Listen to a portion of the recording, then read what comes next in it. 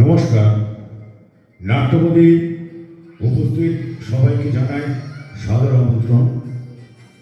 আজকে আপনারা আপনাদের মূল্যবান সময় থেকে কিছুটা সময় ব্যয় করে বীজপুর নাট্য উৎসব যে আয়োজন করেছেন, যার অনুপ্রেরণায় এত বড় অনুষ্ঠানটি সংগঠিত হচ্ছে, সেই বিখ্যাত সমাজসেবী শুভল অধিকারী মহাশয়কে এবং ডক্টর বিশ্বজিৎ পালকে আন্তরিক অভিনন্দন জানিয়ে উত্তরসূরি হারিসহ শুরু করতে চলেছে আজকের নাটক মনোবীক্ষণ।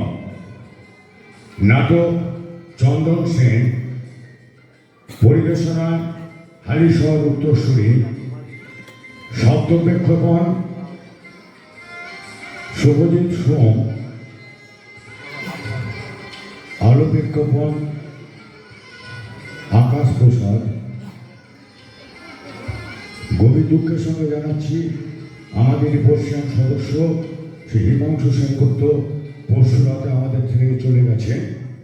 তার আত্মার শান্তি কামনা করি এবং আজকের এই অনুষ্ঠানটি, আমাদের এই অনুষ্ঠানটিকে আমরা তার জন্য উৎসর্গ করলাম। শুরু করছি হালিশহর উত্তরসূরির নাটক মনোবীক্ষণ।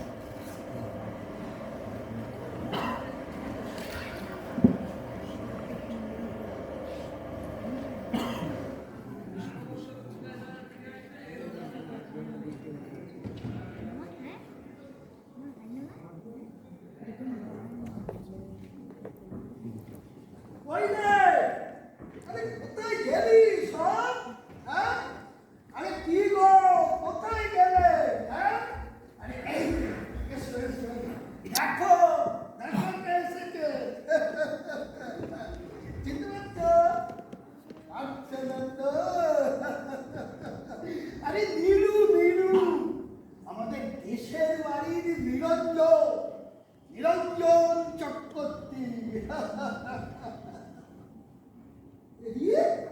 আমাদের গোবিন্দ কাকার ছেলে গো, আমার ছেলেবেলার বন্ধু। আসলে এতদিন পরে, কিন্তু ও পুরো 34 বছর ছেড়ে চলে আসার পর 34 ইয়ার্স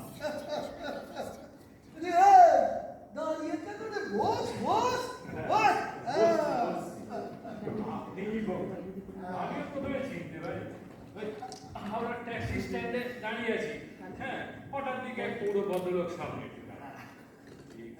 কেমন একটু চেনা চেনা মনে হচ্ছিল, অথচ কিন্তু আমি নীলিমা একবার অবজার্ভ করে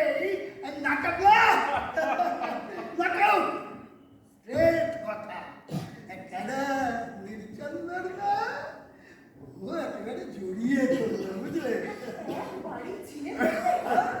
পর্যবেক্ষণ চাই, পর্যবেক্ষণ চাই, নিখিলু গুরুর ওপর নিজের ওই কাটা ডাক্তার চাপে কোথায়? আপনার সত্তাবাদায় নিয়ে সেখানে দারুণ দান পিটেছিল বউটা। ও নিজের বিক্রি কোথায়? মোড়ের দোকান থেকে একটু লঙ্কা আনতে গেছে। হ্যাঁ তো দিলে তো মেজাজটা বিগড়ে একেবারে। আচ্ছা নীলু, তুই সিংহ ফ্যামিলির মেয়ে কখনো দোকান বাজার করেছে? হ্যাঁ, ওই তো ছেলে সামনে ওর ফাইনাল পরীক্ষা, কেন ঘরে দুটো ছেলে থাকতে? ছেলে একবে, হ্যাঁ, তার মধ্যে বড়টি ভাবুক, চিন্তাবিদ, দেশের যাবতীয় সমস্যার পাহাড় গুড়িয়ে দেওয়ার অলৌকিক দায়িত্ব প্রাপ্ত। আর ছোটজন ও স্কুলে আজ একটা গুরুত্বপূর্ণ খেলা আছে, ও সেখানে গেছে। রত্নগর ভাজনী এক ছেলে বেকার, বিপ্লবী, দার্শনিক, আর অন্যজন পড়াশোনাকে কম গুরুত্বপূর্ণ মনে করে গোল চামড়ায় লাথি মারাটাকে অধিক গুরুত্বপূর্ণ বলে মনে করে। কি বলবো বল দিনু? আলাদা আজকাল খেলাধুলোর একটা আলাদা মূল, আলাদা খাতি। আরে বাবা, ওই চাকরি বাকরি করতে গেলেও তো আজকাল ওই খেলাধুলোর প্রয়োজন পড়ে। কি বলছিস দিনু? হ্যাঁ, সিংহ ফ্যামিলির ছেলে কখনো ভেবে রোজগারের কথা ভেবেছে? হ্যাঁ, আরে রোজগার করার আগে ভাববি না যে কোন বংশের রক্ত বইছে তোর গায়ে? হ্যাঁ, এ বাবা, ভালো খেললে স্কুলে গুরুত্বপূর্ণ খেলাটা খেলতেই হবে ভাই। তুইও সেই একই একদিকে ভুল করলি। হ্যাঁ, খেলা আর গুরুত্বপূর্ণ। ওই তো দীপু এসে গেছে।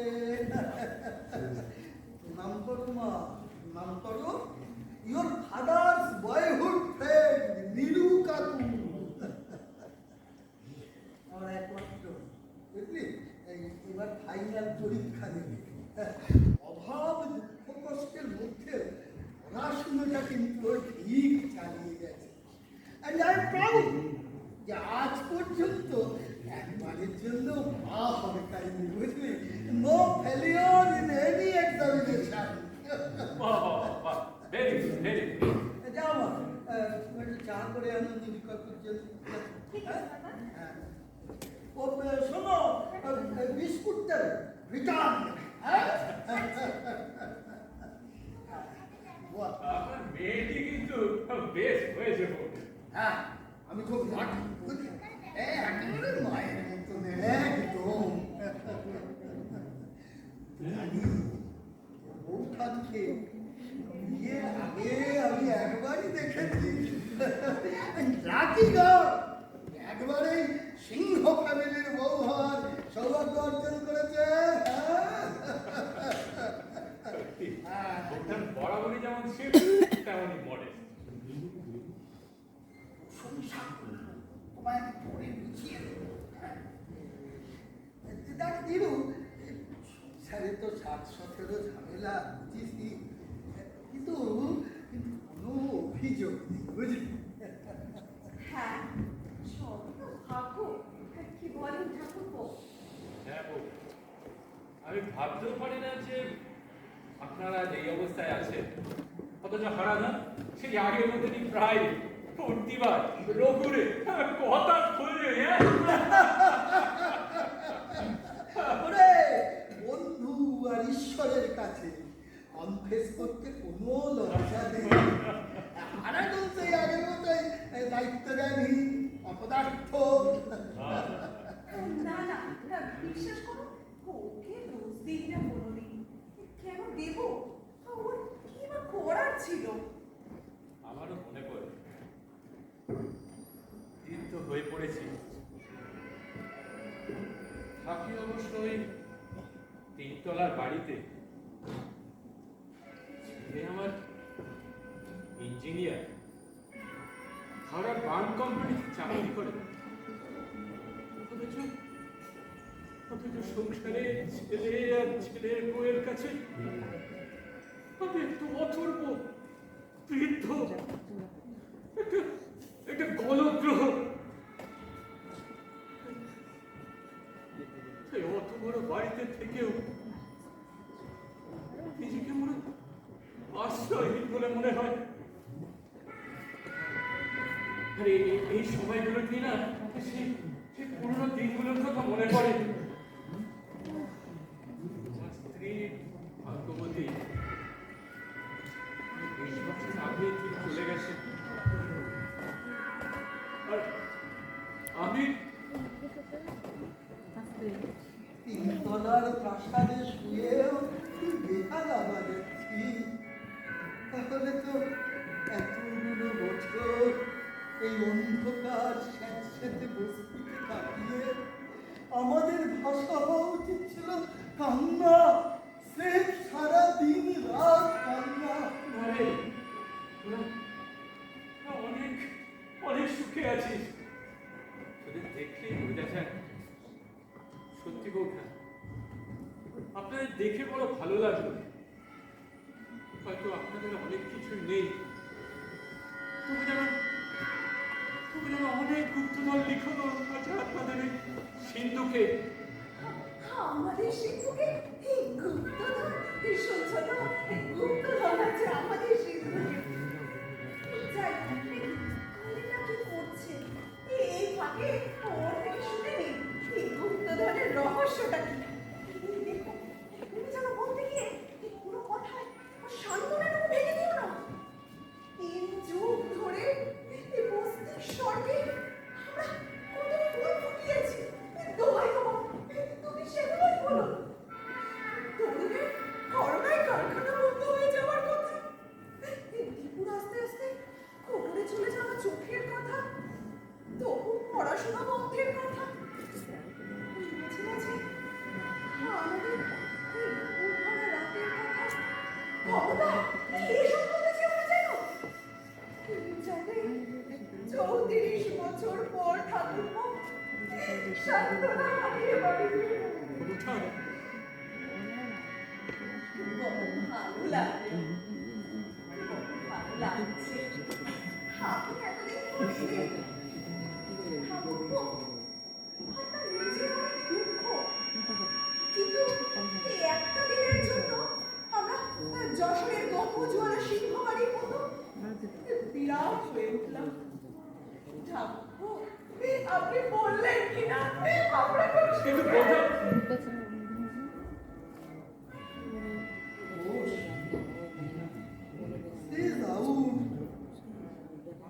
সার্থক করে নিত, কিন্তু আমার ঘটনাটাই বড় করে দেখছিল।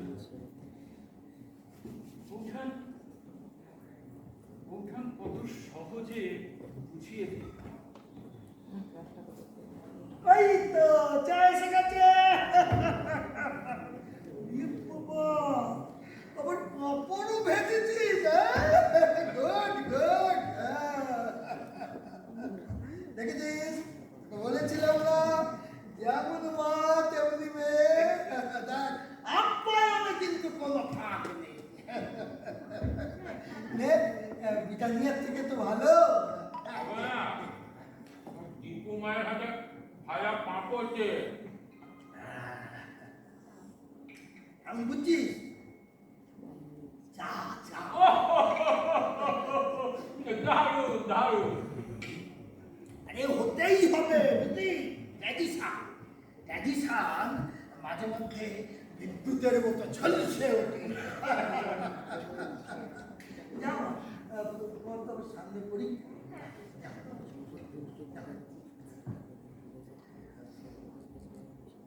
সঙ্গে সঙ্গে তো আমার ওই প্রায় নির্বাক দার্শনিক বড় ছেলের পরিচয়ই হলো। যদিও এখানে একটু আউট অফ টেবল হবে, তবু তার সঙ্গেও একটুখানি দেখে নে।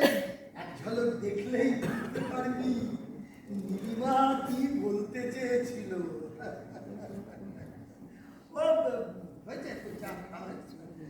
দেখবো, যাও মা, এসো এসো, এই কাপড়গুলো একটু নিয়ে যাও।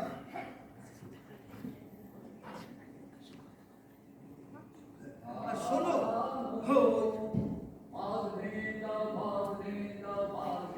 শুধু তুমি ভেতরে দিয়ে তোমার দাদাকে একবার এই ঘরে পাঠিয়ে দাও, নীলকাকুর সঙ্গে একটু আলাপ করিয়ে দিই। বাবা, দাদার যা মনের অবস্থা তাতে বেশি কথা আমি পছন্দ করি না। দাদার কথা দাদাকে বলতে দাও, তার সে ক্ষমতা আছে। তোমার কাজ তুমি করো। যাও, সেই রিপ্লাই দাও, যাও। নীলকাকু অনেকক্ষণ বসে আছে, গিয়ে পাঠিয়ে দেবে তাড়াতাড়ি। আমার ছেলেকে তুই কিন্তু ছোটবেলায় দেখেছিস, বুঝলি? আরে ও তো আমাদের যশোরী ছেলে। আরে এ বুঝতে পারছি যে বুড়ো হয়ে পড়েছি, তাহলে তো আমার মনে পড়া উচিত ছিল। আচ্ছা, ওই চড়কের দিন না? পুজো, তুই আর আমি গেছি চড়কের মেলা দেখতে। আর একটা লোক পিঠে বর্ষি পুড়িয়ে হাজার হাজার মানুষের সামনে দুলছে। আর অদূরে 100-150 ঘাত বাজছে, ধ্যান করে করে ধ্যান করে করে ধ্যান করে করে।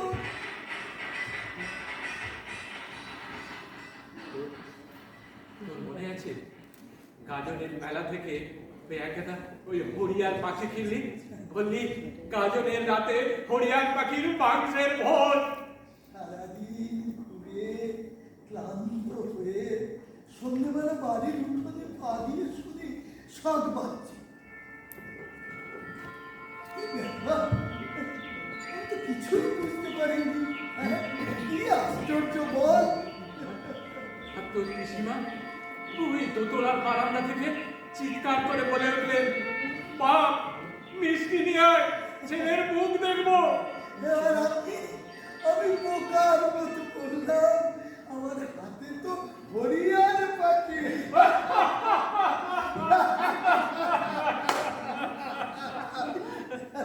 জানি আমার চা কেন? হ্যাঁ? কখন চা খাবে? হ্যাঁ? আরে 34 বছর পর আজ নিঃসঙ্গে মহান্ন শুধু চা, রাত্রিরে পুরো ডিনার খেয়ে যায়। গন্ডের রোডে সেউবাগান বস্তির এই সিংহ ফ্যামিলির থেকে। হ্যাঁ। না না হারাবে, আজ থাক। মানে বাড়িতে ভাত নষ্ট হলে বৌমা কেবল অসন্তুষ্টই হবে না, এমন কিছু ভাষা ব্যবহার করবে।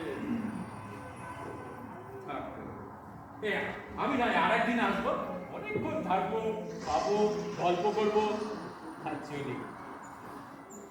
বেশ ভালো লাগলো রে হারাবে। ইচ্ছে ছিল আরো কিছুক্ষণ বসি, কিন্তু আকাশের যা অবস্থা ঠিক ভরসা পাচ্ছি না। চলি আর। যাবি? 34 বছর পর নতুন সিংহ ম্যানশনে এসে কিছু না পেয়েই চলে যাবি। এটা কিন্তু ভাই আমার কাছে খুব লজ্জাজনক লাগছে। আহা, বললাম তো আমি আবার আসবো। আর ওই দেখা যখন আমি একবার পেয়েছি তখন গেলে অত সহজে ছেড়ে দিচ্ছি। আমি আবার আসবো। ভালো হয় হ্যাঁ যদি আসে, তবে কাউকে আসতে বলবো, নিমন্ত্রণ করে খাওয়াবো, পরিবেশ তো এটা নয়। না না বউটা, এটা তো একটা অ্যাক্সিডেন্ট, একটা বিপর্যয়, এরকম তো সংসারে হতেই পারে। কিন্তু ঠাকুরপো, এই বিপর্যয়ের পর এই মানুষ তো নতুন করে বাঁচতে চায়, এইরকম আশ্রয়ের সন্ধান চায়।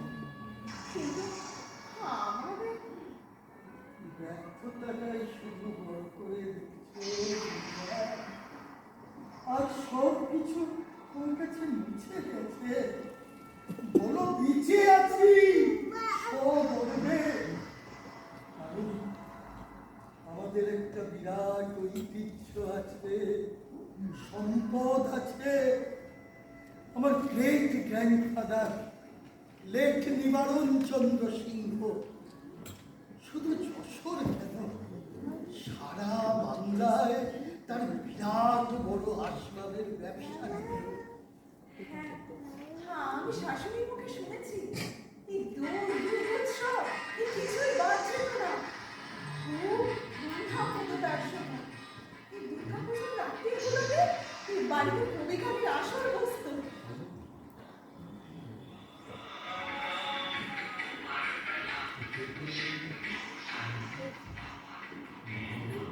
আর আমার পিতামহ ঈশ্বর অবিনাশ চন্দ্র সিংহ মতিভ্রম হয়েছিল।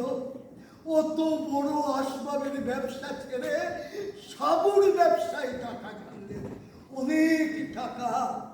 কিন্তু কিন্তু ব্যবসা বড় হতে না হতে কবিগণের বদলে বেনারসের বাইজিদের ঘুঙুরের শব্দ অত বড় বাড়িটাকে কাঁদিয়ে তুলল।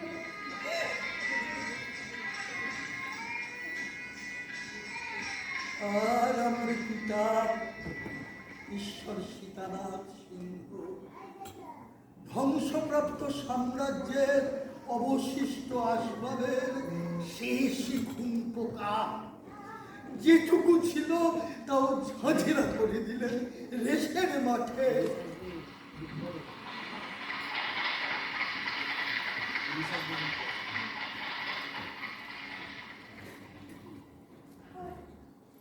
আমাদের ভাগ্যে জুটেছে চুনকাম খোসা বিরাট বাড়িটা, দুটো পুকুর আর কিছু গাছপালা, পার্টিশালে তাও গেল। আর তারপর তো এই রেল লাইনের পাশে এই নামকরা বস্তিতে নতুন সিংহ প্রাসাদে বসে ট্রেনের স্বপ্ন শোনা। আচ্ছা নীলু, তুই আমাকে একটু ভাবতো আমার কাছে কোনটা সত্যি কোনটা মিথ্যে? বাবা হ্যাঁ? দেখেছেন? হ্যাঁ, প্রণাম যাও, প্রণাম করো। থাক, এই হচ্ছে তরু, যার কথা তোকে বলছিলাম আমার নির্বাক এবং দার্শনিক বর্ষ। আমি যাই। তোমাদের কারখানা খোলার কি কোনো সম্ভাবনাই নেই? মনে হয় না কোনোদিন খুলবে। তাহলে এখন তো এখন উনি দুনিয়ার তামাম নকআউট কারখানা খোলানোর জন্য গভীর অধ্যয়ন এবং চিন্তায় মগ্ন। বাবা, আমার পড়াশোনা ও রাজনীতি নিয়ে এই ধরনের ব্যঙ্গ আমি আগেও বলেছি। চুপ করো। আমার সামনে দাঁড়িয়ে গলা উঁচু করে কথা বলাটা আমার হাতে সয় না। আমি যাচ্ছি। দাঁড়াও, একটা কথা তোমাকে আরেকবার স্মরণ করিয়ে দিতে চাই। দেখো, তোমার পড়াশুনো কিংবা রাজনীতি আমার ব্যঙ্গের বস্তু নয়। হয়তো আমি তাকে যথেষ্ট, কিন্তু কিন্তু সেটাও বড় কথা নয়। আসল কথা হচ্ছে তোমার এই শুকনো মুখ, এই স্বেচ্ছা নির্বাসন, এই হতাশা। আমি হতাশ নই, কিন্তু আপনার মতো সব দিক থেকে হেরে দুমড়ে মুচড়ে গিয়ে জিতে যাওয়ার মিথ্যে অভিনয় করতে পারি না। সব ভুলে গলা ফাটিয়ে চিৎকার করে বলতে পারি না সব ঠিক আছে। আমার কথা, আমার হাসি তোমার ব্যঙ্গের বস্তু। ব্যাংকের নয় বাবা, আপনার ওই সব ভুলে যাওয়া, সব ভুলে থাকা হাসিটার জন্যে আমার কি করুণা হয়। কি বলতে চাস তরুণ? বাবা, এই বস্তি, ওই ট্রেনের শব্দ, আমার কারখানার লকআউট, এগুলোই সত্যি। আমাদের অতীত, আমাদের গৌরবোজ্জ্বল হারানো দিনগুলো, আমার পিতৃ পিতামহ, এক সময় হয়তো অনেক কিছুই ছিল, কিন্তু আজ তো কিছু নেই। বাবা, এখন যদি আমরা আপনাকে প্রশ্ন করি, আমাদের জন্য কি সহ্য রেখে যাচ্ছেন? কি বলতে চাইছো তুমি? আপনার জন্য রয়েছে ওই সব অতীত গৌরবের জন্য, যা নিয়ে আপনি আজও বেরোন। কিন্তু কিন্তু আমাদের গর্ব করার মতো একটা ছোট্ট জলছবিও তো নেই বাবা। দুঃখ, দারিদ্র্য, লকআউট, ছাঁটাই, এই নরক জীবন, এই বস্তির জীবন, এই দুঃস্বপ্নের কোনো কিছু স্মৃতি থাকে না, সঞ্চয় করার মতো কিছু থাকে না, গর্ব করার মতো কিছু থাকে না। কিন্তু এটাই তো বাস্তব। আপনি যতই বলুন আমরা যশোরের গ্রেট সিংহ পরিবার, আসলে আমরা অসংখ্য ছিন্ন বলে গোষ্ঠীবাসীদের একজন ছাড়ার বেশি কিছু না। এত বড় কথা তুমি আমার সামনে দাঁড়িয়ে বলতে পারলে? কি হচ্ছে কি তোর? চুপ কর। মুখ বুঝেই তো আছি না, কিন্তু আর কতকাল কতকাল নিজেদের সঙ্গে এই মিথ্যে প্রবঞ্চনা চলবে? কতদিন এই দুঃখ, এই কষ্ট, এই সমস্যাকে প্রলেপ দিতে ফাঁকা অতীতের কঙ্কাল আমরা টেনে আনবো মা? ভুলে যেও না, আমি এখনো বেঁচে আছি। হারাধন সিংহ এখনো বেঁচে আছে। আমার সামনে দাঁড়িয়ে আমার বংশ মর্যাদাকে যে অস্বীকার করবে, আমার অতীত গৌরব নিয়ে যে ব্যঙ্গ করবে,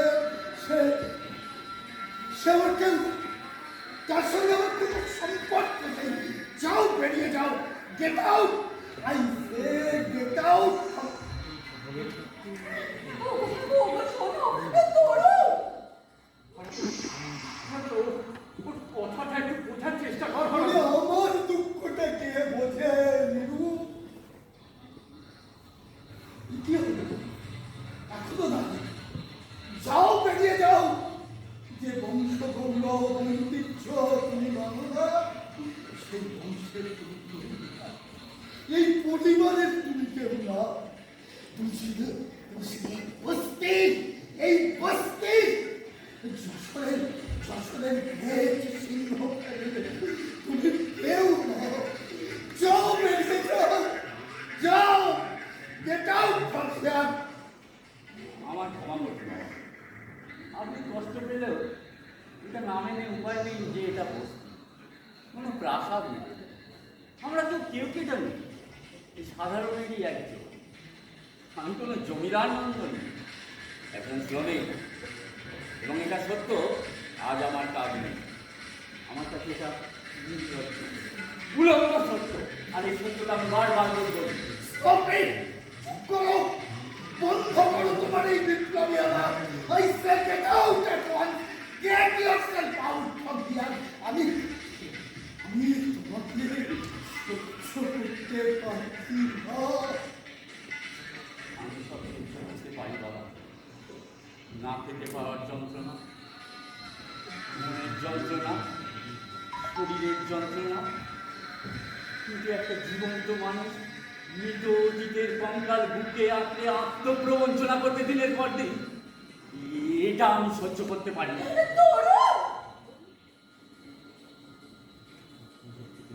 আমায় একটু বুঝো না মা। এই নোংরা অন্ধকারের মধ্যে দাঁড়িয়ে আমি পেছন ফিরে সান্ত্বনা হাতড়াতে রাজি নই। আমি সামনে তাকাতে চাই। অনেক যন্ত্রণা সহ্য করে আমি সামনে তাকাতে চাই। আমি সামনে তাকাতে চাই।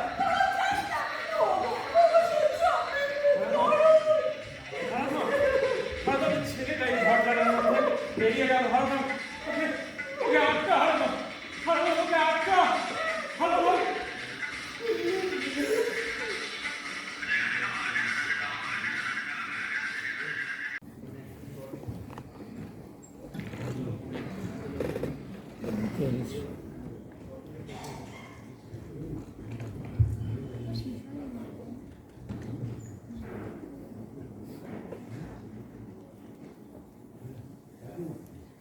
লাইটটা বাড়াও কাকা।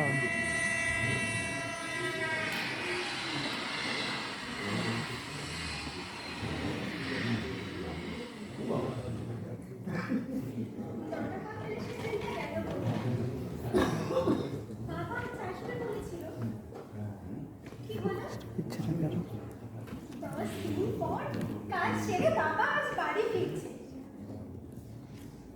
দাদা ফিরে আসবে, নিশ্চয়ই আসবে, কিন্তু মা বলে বাবা দেখে পাষাণ। 10 বছরে বাবা যেন তখন বদলে গেছে।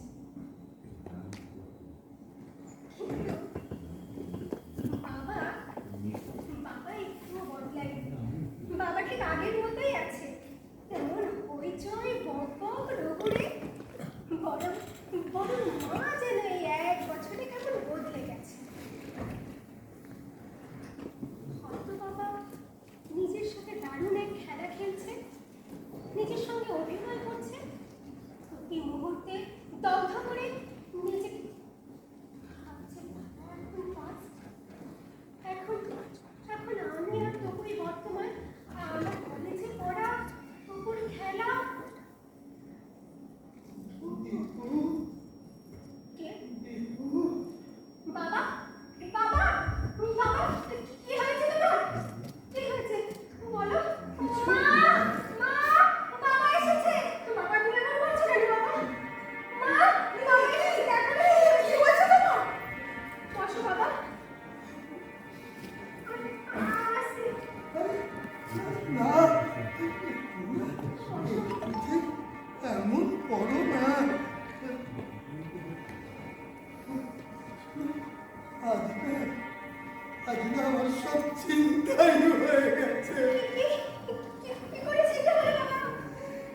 চিন্তাইবার একটা সাংঘাতিক ছেলে আমার যা ছিল সব কেড়ে নিল। আমি বুড়ো, একটা মানুষ নেই যে আমাকে সাহায্য করবে। কি সাংঘাতিক দিনকাল পড়েছে। হ্যাঁ গো, তোমাকে মারিনি তো? না, না, খালি একটা ধাক্কা, একটা প্রচন্ড ধাক্কা, আমি আমি মুখ থুবড়ে পড়লাম। কোথাও লাগেনি তো? তুমি চলো ভেতরে, চলো শুয়ে পড়বে, চলো। আমি ওই চিন্তাই গাছকের কাছে প্রতিজ্ঞা করলাম, জীবনে আর কোনোদিন কাজে যাব না, কোনোদিন না। কি সাহস! হ্যাঁ সাহস! তুমি যেও না। নীলিমা, নীলিমা, আমি বেশ বুঝতে পারছি আমি বড় দুর্বল হয়ে পড়েছি। আমার সে পেজ নেই, সে ক্ষমতা নেই। আমি ওর কাছে প্রতিজ্ঞা করে বসলাম, জীবনে আর কোনোদিন কাজে যাব না। না তুমি যেও না। আগে প্রাণ, তারপর সব কিছু। হ্যাঁ বাবা, বয়স তো হলো, আর দরকার নেই। তুমি দেখো আমরা সব সামলে নিতে পারবো। ভেঙে পড়েছি, তাই তো ওই ছেলেটা, ওই উন্মাদটা আমাকে একেবারে কাবু করে ফেলল। নীলিমা, আমি জীবনে প্রথম বুঝতে পারলাম অনেক কিছু সহ্য করে মেনে নিয়েও এই প্রাণটাকে বাঁচিয়ে রাখা যায়। বড় সাংঘাতিক, বড় ভয়ঙ্কর, বড় স্বার্থপর, বড় অন্ধ এই চাওয়ারে, বড় অন্ধ এই চাওয়া। বাবা, চলো চলো ভেতরে চলো, একটু শুয়ে পড়বে, চলো চলো চলো ভেতরে চলো, শুয়ে পড়বে।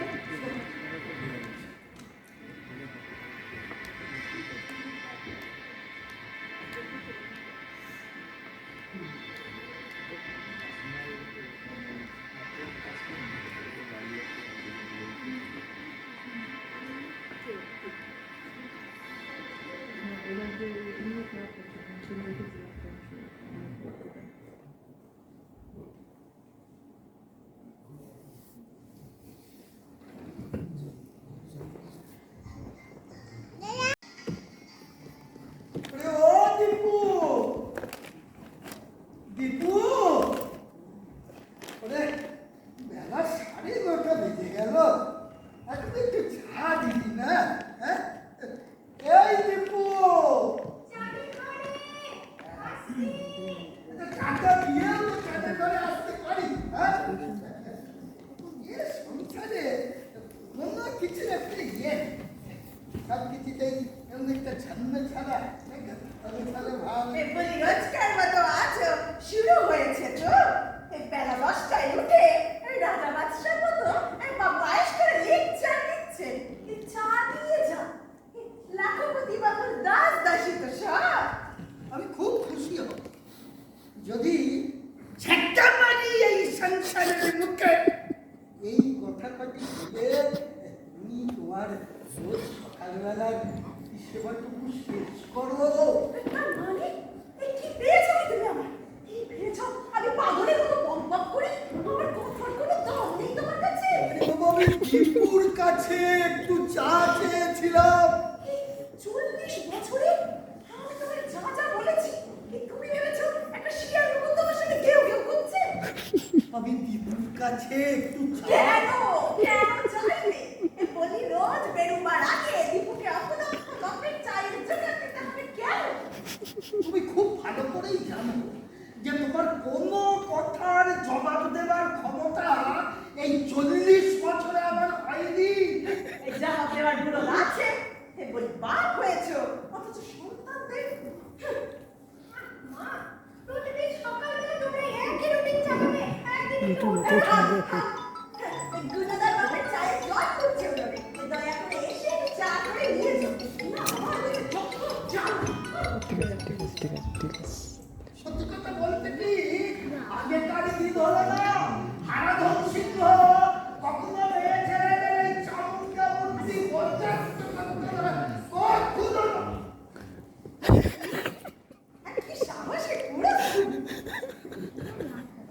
আমি দীপুর কাছে এই বিয়ে গেল চা চিনি দেওয়া আছে ছেড়ে দিয়েছি কিন্তু তোর একটা চুরি আছে না হলো কখন খাবি কখন বেরোবি আমার না হয়েছে যত চা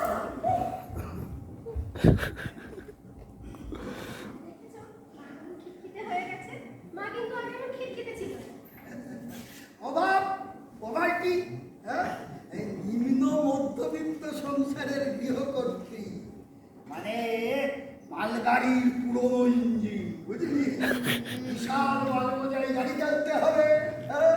কখনো কয়লা নেই কখনো জল নেই কখনো আবার সিগন্যাল নেই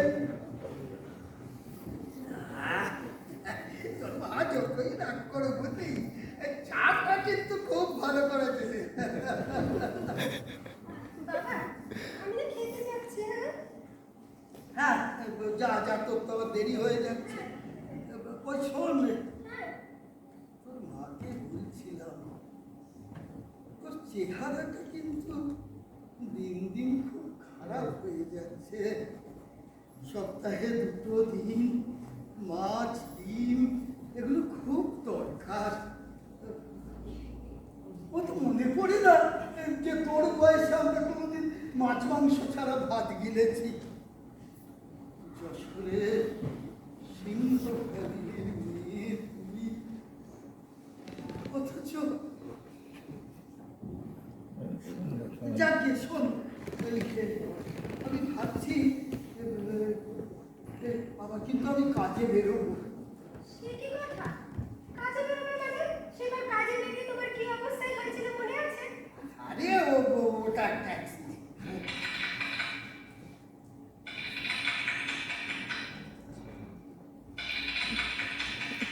ও দেখ তো কি আবার এখন এখন আমার কি হলো সত্যি আজ আমার ভীষণ দেরি হয়ে গেছে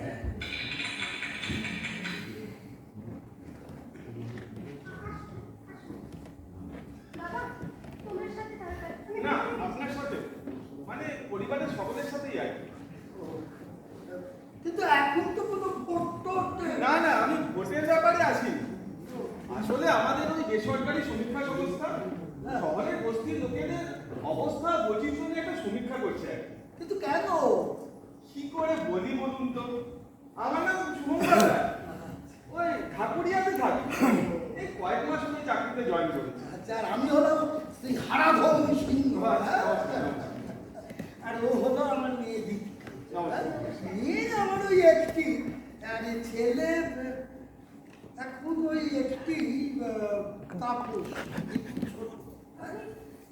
আমি আমি আসছি হ্যাঁ আমরা একটু বেরোতে হবে এক মিনিট আপনার সাথে গরম দাদা কথাটা আগে ছেড়ে দিন এই আমাদের পরিবারের সকলের কাছে কিছু প্রশ্ন রাখতে হবে এই প্রিন্টেড প্রশ্ন তৈরি আছে শুধু একটু উত্তর কিন্তু আমার যে আজ দেরি হয়ে গেছে প্লিজ কাইন্ডলি একটু কোঅপারেশন করুন নাহলে আমাকে সেই আবার আরেকদিন আসতে হবে আচ্ছা ঠিক আছে না না না ডিউটি ফার্স্ট সুন্দরবাবু ওই আমি একটু পুরোনো দিনের মানুষ তো হ্যাঁ ওই নিয়ম শৃঙ্খলার ব্যাপারে আমি একটু বেশি মাত্রায় সতর্ক তুমি যাও মা তুমি যাও অফিসে বেরো আমি ওনাকে যতদূর সম্ভব সন্তুষ্ট করার চেষ্টা করবো আচ্ছা বাবা ওখানে একটা কাজ নিয়ে অত দূর থেকে এখানে এসেছে না হয় আজ 2-5 মিনিট দেরি হলো আচ্ছা বলুন আপনার কি প্রশ্ন আছে হ্যাঁ গত 7 বছরে চাকরির জন্য প্রায় সবখানে ইন্টারভিউ দিয়েছি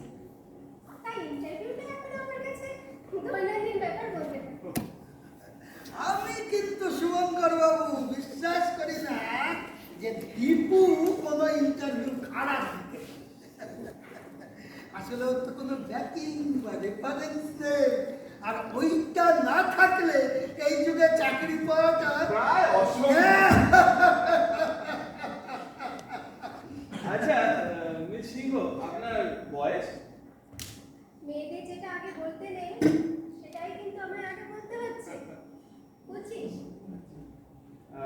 এখানে মোটামুটি কতদিন আছে? এই বস্তিতে জন্মেছি। এই খোলা ছাদের তলায় এই স্যাঁতস্যাঁতে ঘরে 25টা বছর থেকে। বলি তোমার গান তো নাকি, হ্যাঁ? তুমি কি এখনো আটকে গেছো? কি? ওকে কি? আরে ছি ছি, আমাকে বলবি? আরে আমাকে দেখে এত লজ্জা পাওয়ার কিছু হয়নি। লজ্জা পাবে না মানে? অবশ্যই পাবে। কোন বংশের মহিলা জানে? যশোরের এলির নাম সিংহ।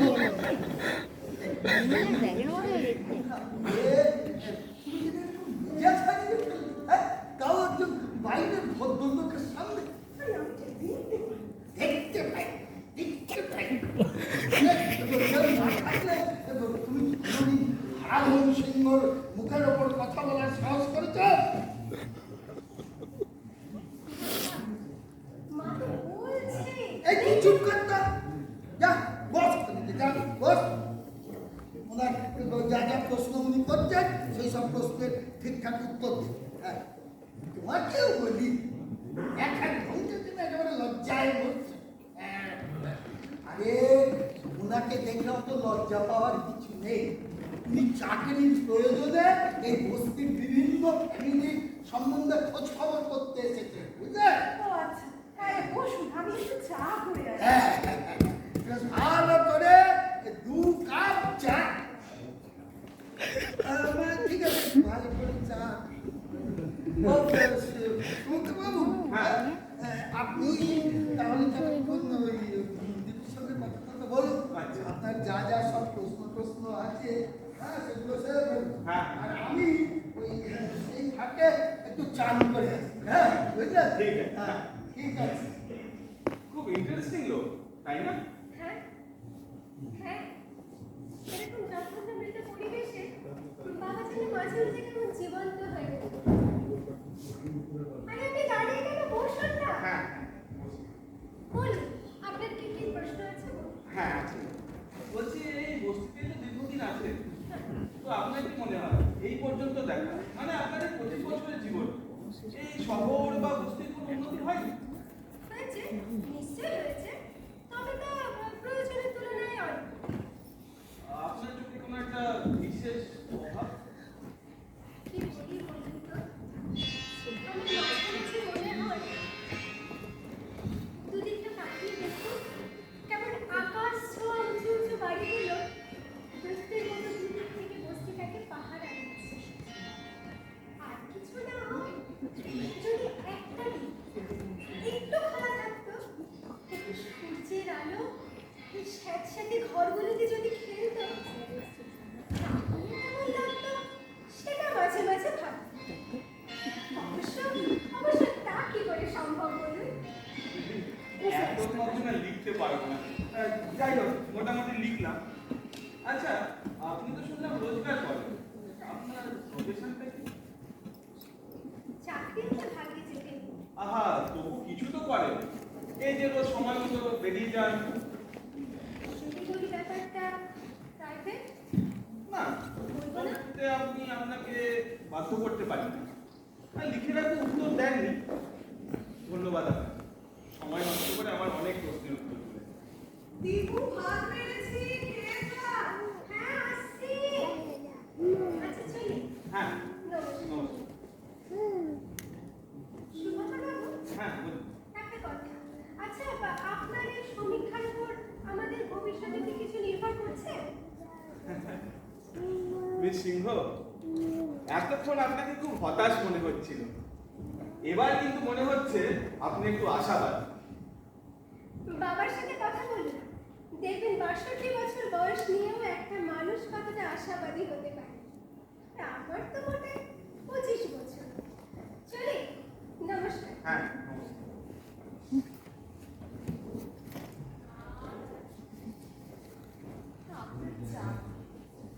ধন্যবাদ। আচ্ছা, আপনি এখন খুবই ব্যস্ত, অতি সংক্ষেপে আপনাকে কয়েকটি প্রশ্ন করি। হ্যাঁ, বলছি আপনাদের এখানে চলছে কি করে? শুধু কি মেয়ের রোজগার, নাকি হারাবন্ধও কিছু করে? বলতে পারবো না। আসলে উনি কোনোদিন বলেননি তো।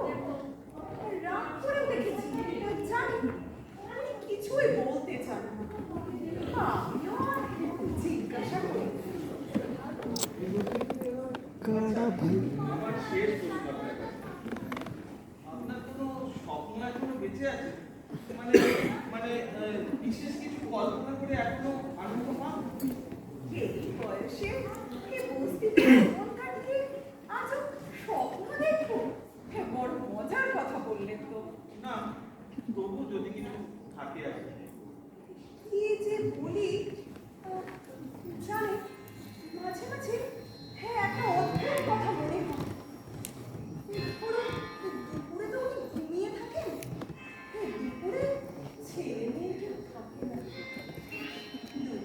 ঘুমও আসে না। আমি বাসন টাসন মেজে ঘরের কাজকর্ম সেরে এই যে জানলাটা এইটা দিয়ে বাইরে তাকিয়ে থাকি আর ভাবতে থাকি, আচ্ছা এমন তো হতে পারে মানে আমাদের এই পূর্ব পাকিস্তানের দেশের বাড়ি ছেড়ে চলে আসা এই অস্থির জীবন, এই নরম যন্ত্রণা, এসবের কোনোটাই সত্যি না, একেবারে দেখতে আমি একটা লম্বা স্বপ্ন দেখছি।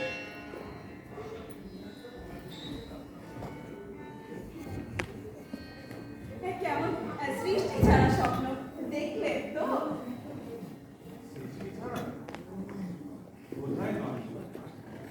আচ্ছা, আপনাদের ছেলে বা মেয়ে কেউ নিশ্চয়ই যশোরের বাড়ি দেখেনি কোনোদিন, না? যাকে দেখলেন সে আর আমাদের ছোট ছেলে, কি ওদের জন্ম তো এই বস্তিতে, তবে ওখানে যে জন্মেছিল সে আজ আর নেই। মানে আপনাদের আরেক সন্তান? হ্যাঁ, আমাদের বড় ছেলে তরুণ, এই দীপুর চেয়ে 2 বছরের বড়। না না, মারা যায়নি, মানে আমরা কেউ জানি না কোথায়। দুদিন হঠাৎ বাড়ি না ফেরায় অনেক অনেক খুঁজেছি, কিন্তু 9 বছর হলো? 6 বছর। আচ্ছা, সেদিন তবু বলছিল ও নাকি খবরের কাগজে পড়েছে কোথায় নাকি 20-25 বছর পর হারানো ছেলে ফিরে এসেছে। আচ্ছা, আপনি খবরটা পড়েছেন? পড়েছেন? পড়েননি না? পড়েননি।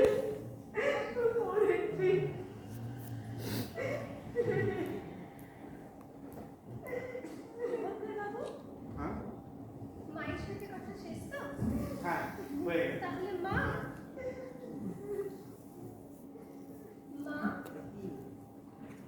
ভেতরে যান, আমি খাবার দুধটা বসিয়ে এসেছি, দুধটা বোধহয়। আমি একটু ভেতরে যাচ্ছি, আপনাকে একটু চা দেবো? না না, আমি এখনই বেরোবো। আরে, আপনার হাতে একটা ছাতা তো নয়, ওটা কি? আসবেন না তো? অথবা চমকে উঠবেন না, এটা একটা ফোল্ডিং ক্র্যাচ। এটা কার জন্য? আমার তখন জানতে চাইছিলেন না কি করি? সচরাচর পেট সিক্রেটটা কাউকে বলি না, তারপর ভেবে দেখলাম আপনি আবার কি বা ক্ষতি করতে পারে আর কতটুকুই, তাই শেষ পর্যন্ত মিলিয়েই যায়। আমি কিন্তু এখনো ঠিক জানি জানি, আপনি হয়তো ভেবেছিলেন আমার এই বয়সে বস্তির আর অন্য মেয়েরা যেভাবে গোপনে রোজগার করে সেরকমই কিছু না না, বিশ্বাস করুন, আপনাকে দেখে সেরকম কোনো চিন্তা ভাবনা আমার। তাহলে আমি হয়তো ভুল ভেবেছি। আসলে কি বলুন তো, এই ক্র্যাচ হচ্ছে আমার রোজগারের বিপদ। মানে আপনি সুস্থ হয়েও রোজগারের সময় পঙ্গু সেজে লোকে সিম্প্যাথি ড্র করেন? এবারেও ভুল করলেন। সুস্থ সেজে, পঙ্গু সেজে, সিম্প্যাথি ড্র করে শিক্ষা নেওয়ার পর্যায়ে এখনো নামি। আমি অভিনয় করে রোজগার করি, অভিনয়? মঞ্চে নয়, রাস্তায়। নাটুরা শেখার সামনে নয়, মনের দিক থেকে দুর্বল, কুসংস্কারে আচ্ছন্ন মানুষদের সামনে। আবার সৌভাগ্যবশত এরকম মানুষ কম না। এই যুগে অনেক, এমনকি এমনকি এই শহরে আমরা 3-4 জন মিলে একটা ছোট্ট কোম্পানি চালাই। বয়স অর্থাৎ মূল ভদ্রলোকের বয়স 60 বছর। তিনি রাস্তায় একটা জোপা টোপা করে ফকির সাজেন। তারপর ঝোলা থেকে কিছু সাদা স্টোনচিপ বের করে বলতে থাকে।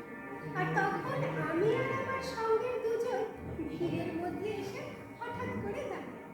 আমি অবশ্য খোঁড়াতে আসি আমার হাতে গ্রাজ। 3 জন মিলে সমানে মেতে উঠি ঠাট্টা বিক্রি। এসব বুঝছো কি? পয়সা রোজগারের ঠান্ডা। ওকে না কচু ইত্যাদি। আমাদের কথা শুনে ফকির মানে ওই বৃদ্ধ ভদ্রলোক তার বক্তৃতা থামিয়ে দিল। চোখ জ্বলে ওঠে, রাগের আগুন ঠেকরে বেরোয়। তিনি আমার দিকে তাকিয়ে বলতে থাকেন, তুই না ঘোর অবিশ্বাসী আর তোর সঙ্গের লোকেরাও। আমি বললাম, ঠিক বলেছে। আচ্ছা, আপনার ওই পাথরগুলো দিয়ে আমার এই খোঁড়া পাটাকে সারিয়ে তুলতে পারে? তিনি বলে ওঠে, পারি। তখন আমার সঙ্গে বলে ওঠে, কত বড় বড় ডাক্তার সার্জন এসে ফেল হয়ে গেলে আর উনি এলেন কালকের ফকির। তখন ফকির রাগে কেঁপে ওঠেন, চিৎকার করে ওঠেন, বলেন, পাথর বের করে নিয়ে আমার হাঁটুতে 3 বার ঠেকিয়ে দেয়। তারপর চিৎকার করে বলে ওঠেন, হাঁটো হাঁটো। তারপর হঠাৎ আমার হাত থেকে ক্যাচটা ঠেলে ফেলে দেন। তারপর ঝোলা কাঁধে নিয়ে দ্রুত চলতে থাকেন। আমি চিৎকার করে উঠি, সিস্তা নীলুদা, আমি আমার হাঁটুতে জোর পাচ্ছি। এই বলে প্রথমে আমি নীলুকে, তারপর ভালো করে হাঁটতে থাকি। ওর ফেলে রাখা ফকিরের এই পাথরগুলো নিয়ে খাড়াখাড়ি পড়ে যায়। কি বলবেন রোজগার থেকে? 500 টাকায় রোজগার? লোক ঠকানো ব্যবসা? না, ভাবছি অন্য কথা। আপনারা ধরা পড়ে যান না? এক জায়গায় তো থাকি না। একবার যেখানে যাই সচরাচর তার পাশ দিয়ে আর থাকি না। শুভঙ্কর বাবু, পৃথিবীটা না খুব বড় আর দারুণ সরল, অন্তত আমাদের মতো মানুষদের জন্য। দেখবেন, ব্যাপারটা যেন কাউকে আমার ফাঁস করে দেবেন না। হাজার হোক পেটের ভাতের ব্যাপার তো। আচ্ছা, চলুন। নমস্কার।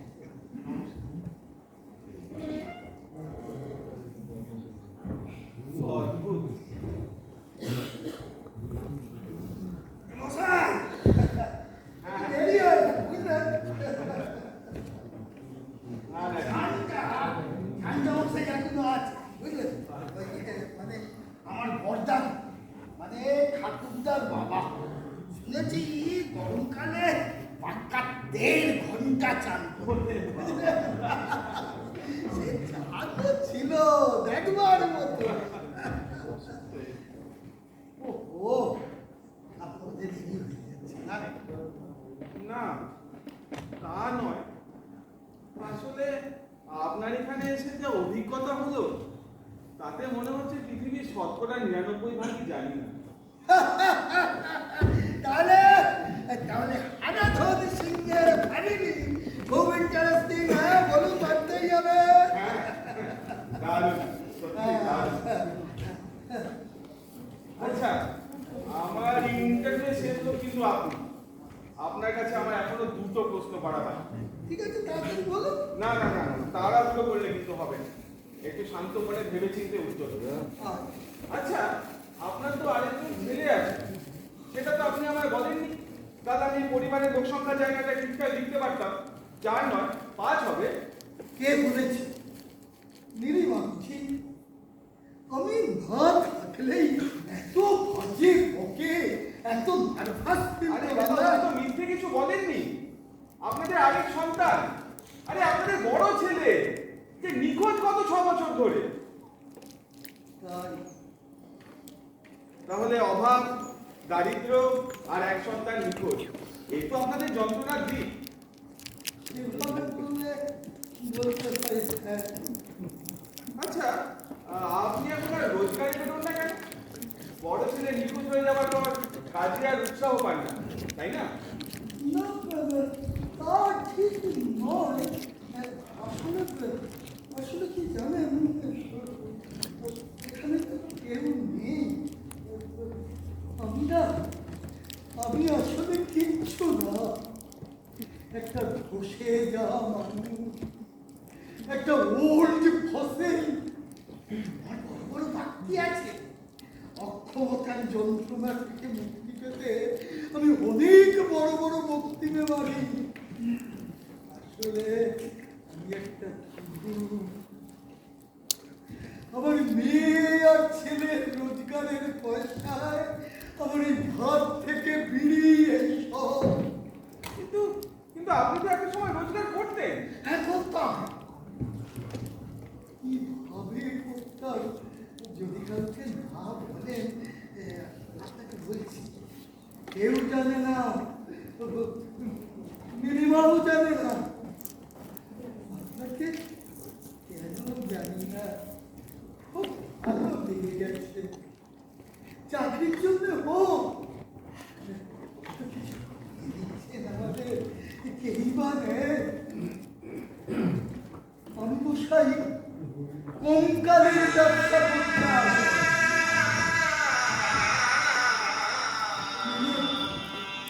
উনি ডলার লাগিয়ে বেওয়ারিশ গেমগুলির খোঁজ খবর করতাম। তারপর কলকাতার বড় বড় মেডিকেল কলেজ, নার্সিং হোম, এই সমস্ত জায়গায় বিক্রি করতাম। যশোরে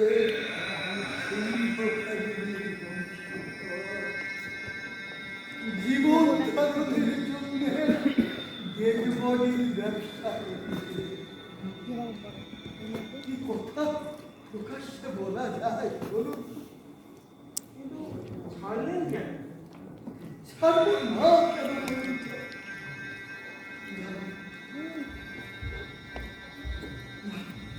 নীলিমা রান্না করে।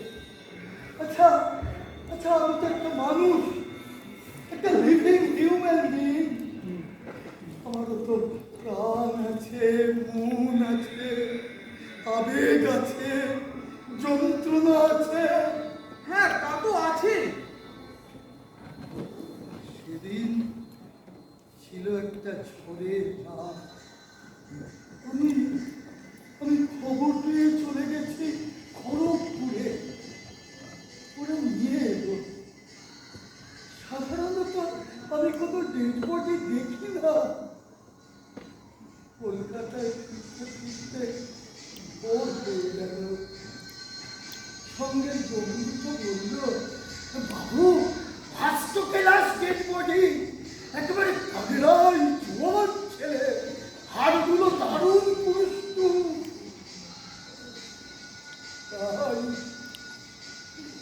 তাই লোভে পড়ে, বিশ্বাস করুন, লোভে পড়ে মুখটা দেখেছিলাম। আর মুখ?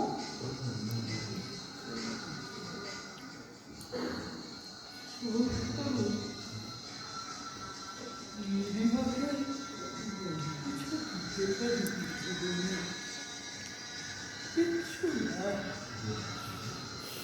রোজগার বন্ধ করে দিলাম, একদম বন্ধ। নীলিমার ওই বিশ্বাসটুকু, ওই যে ওর বড় ছেলে তরু ফিরে আসবে একদিন, আসবেই। নীলিমার এই বিশ্বাসটুকু, এই ফাঁকা বিশ্বাসটুকু কেড়ে নেবার অধিকার আমার আছে? বলুন না, আছে আমার, আছে, বলুন না।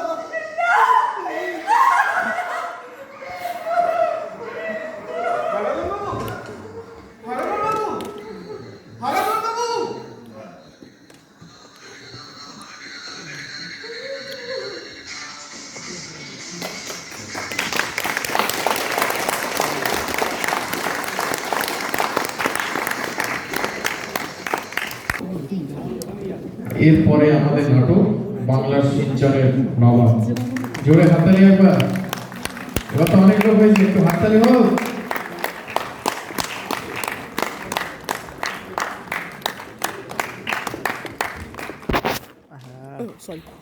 ছবি দিচ্ছি। আমি দাদার হাতে মাইক্রোফোন তুলে দিলাম।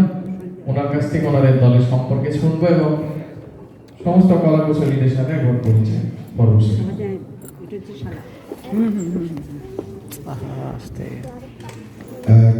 যারা বললেন তাদের সঙ্গে আমি পরিচয়টা করিয়ে দিই। তরিৎ ভট্টাচার্য, শুভব্রত ভট্টাচার্য, প্রদীপ কুমার ঘোষ, সুজাতা ভট্টাচার্য, শিবানী মল্লিক, দেবাংশু ভট্টাচার্য,